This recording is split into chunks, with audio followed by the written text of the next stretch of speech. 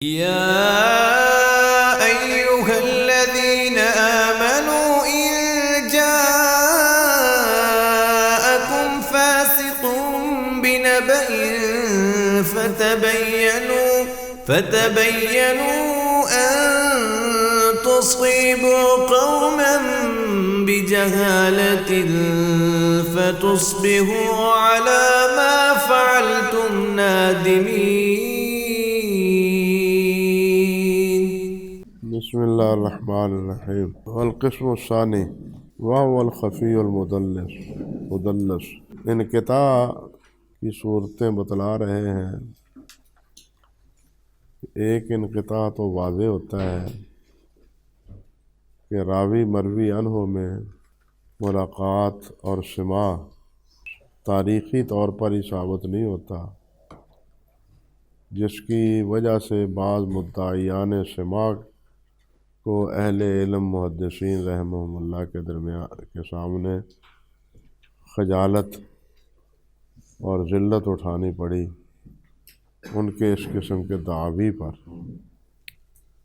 اور اس کے لیے حضرات محدثین رحمہم اللہ نے تاریخ کا علم جو ہے نا وہ اختیار کیا. تاریخ کا کہ یہ کب پیدا ہوئے ہیں، کن مشائخ سے سنا ہے، کن شاگردوں نے پڑھا ہے، کب فوت ہوئے ہیں، کس کس بلد میں اور کس کس شہر میں، کس کس قریہ میں یہ سماع حدیث کے لیے حاضر ہوئے ہیں. اللہ اکبر کبیرہ. تو یہ علم تاریخ جو ہے اس کے بارے میں اتنی بات سمجھ لیں کہ اس تاریخ کی بنیاد رکھنے والے حضرت عمر فاروق رضی اللہ تعالی عنہ پہلے تاریخ کی مہینوں کی ابتدا نبی علیہ السلام کے دور میں نہیں تھی. تو حضرت عمر فاروق رضی اللہ تعالیٰ عنہ کے پاس جب باہر سے خطوط آتے تھے تو ان پر لکھنے والوں کی طرف سے تاریخ لکھی جاتی تھی. یہ دیکھ کر حضرت عمر فاروق کو خیال آیا کہ ہمیں بھی کوئی تاریخ مقرر کرنی چاہیے اپنے مسلمانوں کی اسلام کی. تو اس کے بارے میں مختلف آراء ہوئیں صحابہ کرام رضوان اللہ علیہ مجمعین کی. کسی نے کہا کہ آپ کے یوم ولادت کو تاریخ بنا لیا جائے، سال بنا لیا جائے، پہلا وہاں سے ابتدا کر لی جائے. بعض نے کہا کہ نہیں، جس سال آپ کو نبوت ملی ہے اس سال سے ہمیں اسلام کی تاریخ رکھنی چاہیے. بعض نے کہا کہ نہیں، غزوہ بدر کی جسے اللہ نے یوم الفرقان قرار دیا ہے اس سے تاریخ اپنی مقرر کرنی چاہیے. لیکن حضرت علی کا جو موقف تھا وہ یہ تھا کہ ہمیں سن ہجری سے تاریخ کی ابتدا کرنی چاہیے. بالآخر بحث و تمہیز کے بعد حضرت علی رضی اللہ تعالی عنہ کی بات کو ترجیح دی گئی، کیونکہ ہجرت ہی سے مسلمانوں اور کافروں کے مابین ایک حد فاصل کی ابتدا ہوئی تھی. کسی اور تاریخ کو یا سبب کو انہوں نے اپنی تاریخ کا سبب نہیں بنایا. اس بارے میں علامہ سیوطی رحمۃ اللہ علیہ کا یہ جو اعلان بالتاریخ لمن ضمت تاریخ، اعلان بالتوبیخ، یہ تو رسالہ ہے ہی. رسالہ کیا، پوری کتاب ہے علامہ سخاوی رحمۃ اللہ علیہ کی اسی حوالے سے. اللہ اکبر کبیرہ، لیکن اس میں محض تاریخ کی باتیں نہیں ہیں، بلکہ اس کے متعلقات جو ہیں وہ بھی انہوں نے سمیٹنے کی کوشش کی ہے۔ مثلاً تاریخ کے انواع و اقسام پر جو کتابیں حضرات محدثین رحمہم اللہ نے لکھی ہیں، اللہ اکبر کبیرہ، ان کو بھی ان کے تعارف اور ان کا نام وہ بھی ذکر کیا ہے، حتیٰ کہ نبی علیہ الصلوۃ والسلام کی سیرت طیبہ کے حوالے سے انہوں نے یہ بھی لکھا ہے، کوئی دو ورق میں کتابوں کا نام لکھنے کے بعد، کہ اس موضوع پر اگر میں کتابوں کے نام ہی لکھنا شروع کر دوں تو کم سے کم 20 جلدوں پر وہ نام ہی مشتمل ہوں، جو تاریخ نبی علیہ الصلوۃ والسلام کے سوانح حیات سے متعلق۔ اب یہ تو وہ عربی میں ہوں گی، اس کے علاوہ فارسی میں، اردو میں اور دوسری زبانوں میں، حتیٰ کہ اب اس دور میں تو مستشرقین نے بھی جو لکھا ہے اس کو اگر شمار کریں تو 20 سے بھی بہت تعداد بڑھ جاتی، بہت تعداد بڑھ جاتی۔ ہمارے پاکستان میں اردو میں ہی نہیں، پنجابی میں بھی نبی علیہ السلام کی تاریخ لکھی گئی، فارسی میں جو کتاب ہے تاریخ پر وہ شیخ عبدالحق محدث دہلوی رحمۃ اللہ علیہ نے لکھی، اور حضرات نے بھی لکھی۔ تو خیر، کہنے کا مقصد یہ تھا کہ علامہ سیوطی اپنا کیا نام ہے سخاوی رحمۃ اللہ علیہ کے ہی معاصر، بلکہ ان سے کچھ مقدم ہے علامہ سیوطی رحمۃ اللہ علیہ، علامہ سیوطی، لیکن دونوں میں یہ بڑی بحث رہی ہے۔ علامہ سیوطی کو براہ راست حافظ ابن حجر سے مستفید ہونے کا موقع نہیں ملا، لیکن حافظ سخاوی رحمۃ اللہ علیہ ایک عرصہ تک حافظ ابن حجر رحمۃ اللہ علیہ سے لتھی رہے ہیں۔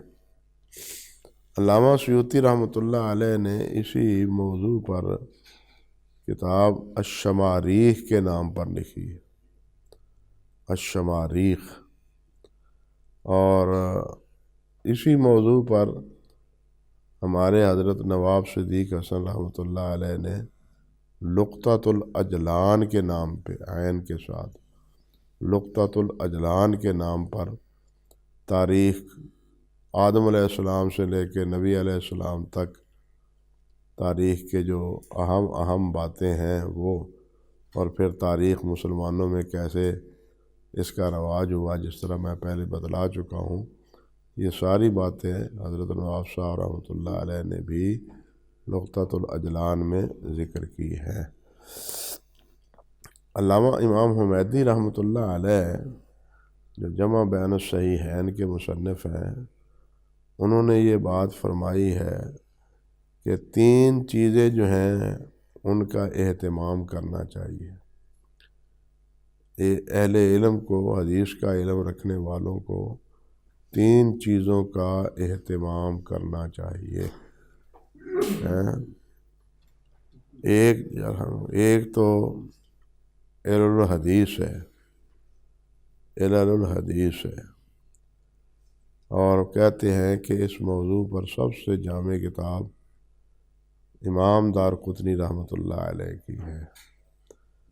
دوسری کتاب کہتے ہیں کہ اہتمام جو ہونا چاہیے وہ المؤتلف والمختلف پر ہے، المؤتلف والمختلف پر، اور المؤتلف والمختلف پر علامہ امام ابن کیا نام ہے معقولہ، امیر ابن معقولہ رحمۃ اللہ علیہ کی کتاب بہت بہت اچھی۔ اللہ اکبر کبیرہ۔ اسی طرح وہ فرماتے ہیں کہ تیسری چیز جس کی ضرورت ہے وہ وفیات ہے، یہی تاریخ ہے، وفیات ہے، مگر وفیات پر کہتے ہیں کہ کوئی کتاب اچھی نہیں۔ یہ امام حمیدی نے کہا ہے، اور یہ قول ان سے امام سیوطی رحمۃ اللہ علیہ نے تدریب الراوی میں دوسری جلد صفحہ 349 میں نقل کیا ہے، لیکن 379 ہی میں، یعنی ان سے کچھ بعد، حافظ ابو سلیمان محمد بن عبداللہ کی کتاب ہے جس کا نام ہی تاریخ و مولد العلماء و وفیاتہم، اور یہ کتاب چھپی ہوئی ہے اب ایک جلد میں یہ چھپی ہوئی ہے۔ اللہ اکبر۔ اور اسی موضوع پر اصل میں دو چیزیں اور بھی ہیں۔ وفیات کے اعتبار سے اگرچہ کوئی صرف یہی نہیں، لیکن اس کی طرح امام ذہبی رحمۃ اللہ علیہ نے کی ہے العبر میں اور سیر و اعلام اپنے تاریخ اسلام میں، العبر میں اور تاریخ اسلام میں انہوں نے طبقات بنا کے تو سنین کے اعتبار سے ان سنین میں 10 سے 20 تک مثال کے طور پر، پھر 20 سے لے کے 30 تک، پھر 30 سے لے کے یعنی 31 سے لے کے 40 تک، یعنی اس حساب سے انہوں نے تاریخ اسلام کو مرتب کیا، جس کا خلاصہ العبر ہے، العبر فی ذکر من غبر، وہ بھی اسی طرح سنین پر مبنی ہے، اور سنین پر ہی انہی کی پیروی کرتے ہوئے علامہ ابن الحماد نے شذرات الذہب میں یہ صورت اختیار کی، وفیات ہی پر انہوں نے شذرات الذہب کو مرتب کیا ہے، اور شذرات الذہب کا جہاں دوسرا ماخذ ہے وہاں سب سے بڑا ماخذ العبر ہے۔ شذرات الذہب کا سب سے بڑا ماخذ، یعنی پہلے جو کلام نقل کرتے ہیں نا ابتدائی، وہ اکثر و بیشتر 90% حافظ ذہبی کی العبر سے نقل کرتے ہیں۔ تاریخ کا کوئی خاکہ ذہن میں آ گیا، اور اس سے بھی پہلے حافظ ابن حجر نے بھی اس میں حصہ لیا ہے۔ حافظ ابن حجر کی نے کتاب، اب دیکھیے ان کا نام ذہن سے نکل گیا، انہوں نے بھی اپنی سنین کے اعتبار سے 7ویں صدی کے جو ہے نا ائمہ محدثین فقہا، ان کو جمع کیا کہ وہ کس سال میں فوت ہوئے۔ 6-7 جلدوں میں ان کی یہ کتاب ہے، اور بڑی اچھی کتاب ہے، لیکن یہ ہمارے طبقات لکھنے والے حضرات جو ہے نا وہ سنین کا لحاظ نہیں رکھتے، طبقات الشافعیہ ہوں، حنابلہ ہوں، مالکیہ ہوں، وہ حروف تہجی کے مطابق اکثر و بیشتر طبقات کا ذکر کرتے ہیں۔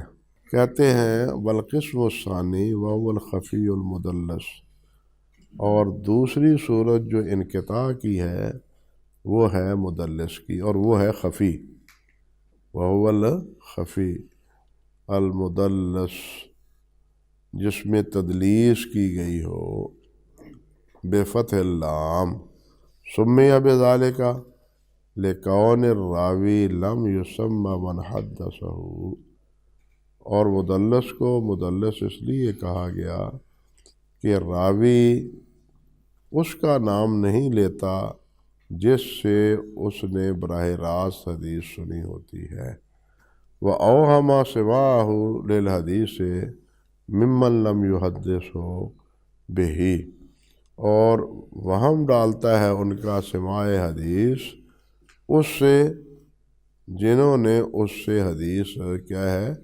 بیان نہیں کی ہوتی۔ اس سے تو سماع ہوتا ہے، ملاقات ہوتی ہے، موافقت ان میں ہوتی ہے، لیکن وہ جو روایت تدلیس شدہ ہے وہ انہوں نے اس سے براہ راست نہیں سنی، اگرچہ اور بہت سی احادیث سنی ہوتی ہیں ان سے، لیکن جس میں تدلیس ہوتی ہے وہ نہیں سنی، وہ کسی سنتے ہیں کسی اور سے، کسی اور راوی سے سنی جاتی ہے۔ اب یہ کیوں کیا جاتا ہے؟ اور یہ کرنے والے بھی بڑے بڑے تابعین، تبع تابعین میں بڑے بڑے علماء ہیں، سفیان ثوری رحمۃ اللہ علیہ جیسے، ابو اسحاق جیسے، محمد بن مسلم ابو زبیر جیسے، یہ بڑے بڑے جو تابعین اتباع و تابعین میں شمار ہوتے ہیں، وہ بھی کیا ہے تدلیس سے روایت کرتے ہیں۔ اس کے کچھ اسباب ذکر کرتے ہیں علماء۔ ایک تو یہ کہ وہ یہ اس لیے کرتے ہیں کہ اگر وہ راوی ضعیف ہے تو اس ضعیف راوی کو سند سے چھپا دیا جائے، سند صحیح بنا دی جائے۔ یہ تو ہے بہت بڑا جرم واقعتاً، اور بسا اوقات یہ ایسا کرتے ہیں کہ وہ اپنے شیوخ کی تعداد اور ان کی مرویات بڑھانے کے لیے وہ دوسرے شیخ کا نام لے لیتے ہیں، سمجھے بات؟ دوسرے کی کیا کہتے ہیں لینے کے لیے، اللہ اکبر کبیرہ، یہ سبب ہوتے ہیں اس کی تدلیس کرنے سے، اللہ اکبر کبیرہ۔ اور یہ کبھی ایسا بھی ہوتا ہے وہ روایت انہوں نے سنی ہوتی ہے مواعظ میں، یا کہہ لیجئے کہ خطبے میں، اور خطبے میں جو روایت بیان کی جاتی ہے اس دور میں تو اب نہیں، اس دور میں تو جو بیان کرتے تھے سند کے ساتھ بیان کرتے تھے، تو بسا اوقات وہ بغیر سند پوری بیان کرنے کے خطبے میں اختصار کی وجہ سے، فتوے میں اختصار کی وجہ سے روایت کو اس طرح تدلیس سے بیان کر دیتے تھے۔ بعض راوی ایسے ہیں نا کہ طبیعت میں انقباض ہوتا ہے تو اس کی سند پوری ذکر نہیں کرتے، اور جب طبیعت میں انشراح ہوتا ہے تو وہ سند پوری ذکر کر دیتے ہیں۔ استاد آج بھی یہ دیکھیں، استاد کی طبیعت میں اطمینان اور انشراح ہو تو پھر ایک ہی سبق میں کئی معلومات حاصل ہو جاتی ہیں، اور اگر یہ انشراح نہ ہو تو خالی کتاب کا ترجمہ اور اس کی ضروری چند باتیں بتلا کے وہ وقت پورا کر لیتے ہیں، سمجھے نا؟ یہ آج بھی ہے، پہلے بھی تھا۔ اس لیے جس طرح مرسل بیان کرنے والے یا معلق بیان کرنے والے، اسی طرح یہ مدلس روایت بیان کرنے کے اسباب ذکر کیے جاتے ہیں۔ اللہ اکبر۔ کہتے ہیں وَاشْتِقَاقُهُ مِنَ الدَّلَسِ بِالتَّحْرِيك، اور اس کا مشتق ہونا، اس کا اشتقاق جو ہے وہ دلس سے ہے، مدلس سے یا دلس۔ اور دلس کے کیا معنی ہے؟ بالتحریک، وَهُوَ اختلاط الظلام بالنور، اور وہ ہے اندھیرے کے ساتھ نور کا ملا ہوا ہوتا۔ اور جس طرح سورج غروب ہونے کے کچھ وقت بعد اندھیرا بھی ہوتا ہے اور کچھ روشنی بھی ہوتی ہے، ایسی صورت میں یہ گاڑیاں چلانے والے آپ نے شاید دیکھا ہوگا، وہ لائٹ نہیں جلاتے بلکہ چھوٹی لائٹ جلا دیتے ہیں، صرف آگے آنے والے کو خبردار کرنے کے لیے، سمجھے یا نہیں؟ اس صورت میں وہ لائٹ نہیں، کہتے ہیں کہ اس واسطے لائٹ نہیں جلاتے کہ اگلے آنے والے کو زیادہ جو ہے نا موجب پشیمانی بن جاتی ہے اس وقت، لائٹ زیادہ اندھیرا ہو. دیکھیے نا، ایک ہے ابھی کیا ہے ملی جلی کیفیت ہے، اس میں اگر آپ لائٹ زیادہ جلائیں گے تو اردا گرد بالکل اندھیرا نہیں ہے، لیکن ادھر کی جانب بھی اور ادھر بھی جانب بھی اس کے نظر تو آ رہی ہے، لیکن اس کی وجہ سے ممکن ہے کہ اس کی تیز روشنی پڑنے کی وجہ سے دائیں اور بائیں کی کوئی چیز نظر نہ آئے، لیکن دائیں اور بائیں جب اندھیرا ہوگا پھر یہ کیفیت نہیں ہوگی. تو کہتے ہیں کہ یہ دنس کیا ہے؟ ایسی روشنی کہ جس میں اندھیرے کی بھی آمیزش ہو. سند میں روشنی تو ہے لیکن اندھیر نگری بھی ہے اس میں اندھیر نگری بھی ہے، سند میں روشنی ہے. حدیث تو متن تو سارا ہی روشنی پر مبنی ہے، لیکن اس کا جو ذریعہ ہے اس میں کچھ اندھیرا ہے، صاف نہیں ہے، واضح نہیں ہے. فرماتے ہیں سمیا بذالک لاشتراکہما فی الخفاء،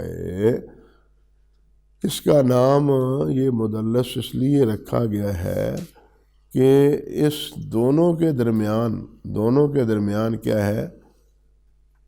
خفاء میں اشتراک ہے، مخفی ہونے میں کیا ہے؟ اشتراک ہے. وَيَرِدُ الْمُدَلَّسُ بِصِيغَةٍ مِّن صِيَغِ الْأَدَاءِ، کہتے ہیں کہ مدلس تدلیس کرنے والا جو ہے نا، مدلس جس میں تدلیس ہوئی ہے، یہ کہتے ہیں کہ یہ کس سے ہوتا ہے؟ بِصِيغَةٍ مِّن صِيَغِ الْأَدَاءِ، ادا کے جو صیغے ہیں ان میں سے کچھ صیغوں کی بنا پر وہ ہوتا ہے، وہ کسی اور صیغوں کی بنا پر. کہتے ہیں وہ کیا ہیں؟ تحتمل وقوع اللقی، کہ جن میں ملاقات کا احتمال ہوتا ہے. ان صیغ ادا میں احتمال سے کس کا ہوتا ہے؟ لقاء کا، ملاقات کا، سماع کا ہوتا ہے. بعض حضرات نے مثلا حافظ قاسم قدروغا رحمۃ اللہ علیہ نے یہ بات یہاں اعتراض کیا بھی ہے کہ یہاں یہ کہنا چاہیے تھا تحتمل السماع، کہ وہ الفاظ صیغ ادا وہ سماع کے محتمل ہوتے ہیں، سمجھے؟ اور جس طرح کہ علامہ نووی رحمۃ اللہ علیہ نے تقریب میں یہاں لفظ لقاء کی بجائے سماع ہی استعمال کیا ہے، بلکہ حافظ سخاوی رحمۃ اللہ علیہ نے اس بات کی وضاحت کی ہے فتح المغیث میں کہ ہمارے شیخ کا یہ جو جملہ لقاء ہے اس سے مراد سماع ہے. یہ پہلے بھی بتلا چکا ہوں، فتح المغیث میں صفحہ 314 جلد اول. اللہ اکبر کبیرہ، اللہ اکبر کبیرہ. اب وہ صیغے کون ہیں؟ کہتے ہیں بین المدلس ومن اسند عنہ، وہ صیغے جو ہے نا وہ وقوع واقع ہوتے ہیں جو لقاء پر دلالت کرتے ہیں مدلس کے درمیان، اور من اسند عنہ جو اس سے مسند روایت کرتا ہے. وہ کون سے ہیں صیغے؟ وہ ہیں کأن وقضا قالا. وہ کون ہے؟ من کأن، عن. بھائی دیکھیے صحابہ کرام سے بہت سی روایتیں ہیں عن رسول اللہ صلی اللہ علیہ وسلم، قال رسول اللہ صلی اللہ علیہ وسلم. یہ صیغے سماع کے لیے بھی استعمال ہوتے ہیں، لیکن سماع کے لیے یہ صریح نہیں ہے، سماع کے لیے یہ صریح نہیں ہے. اللہ اکبر کبیرہ، اللہ اکبر کبیرہ۔ یہاں بڑی عجیب لطیف بات ہے جو پیچھے بیان کی کرنے سے رات نظر آئی، سامنے نہیں رکھی۔ ہاں یہ دیکھیں نا، حافظ ذہبی رحمۃ اللہ علیہ انہوں نے موقظہ میں یہ بات کہی ہے، حکم و قالا حکم و عن، حکم و قالا حکم و عن، اللہ اکبر کبیرہ۔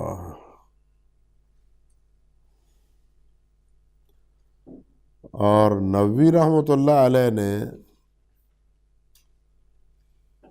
کتاب الاذکار میں یہی چیز بتلائی ہے، کتاب الاذکار میں حدیث نمبر 270 کے تحت